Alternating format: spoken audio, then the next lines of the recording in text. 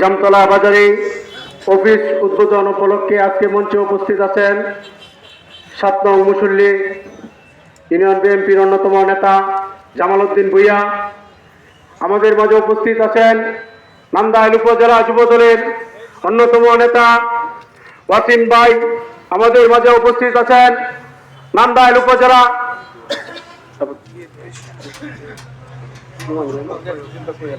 উপজেলা বিএনপি যুগ্ম আহ্বায়ক উমর ফারুক নোমানী মামা এবং নান্দাইল উপজেলা বিএনপির বিভিন্ন সিনিয়র নেতৃবৃন্দ।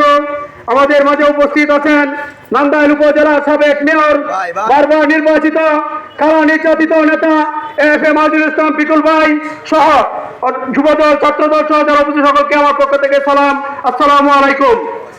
এই ত্রয়োদশ জাতীয় সংসদ নির্বাচনে আমরা হাস প্রতীকে ভোট চেয়ে আজকের এই প্রচারণা শুরু করেছি।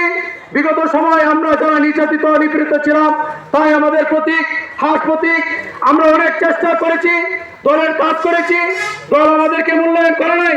তাই বিধায় আমরা বিএনপির পক্ষ থেকে মনোনীত প্রার্থী হাসিনা খান চৌধুরীকে হাস প্রতীকে ভোট দিয়ে আমরা দলকে এই আসন উপহার হিসেবে দিতে চাই।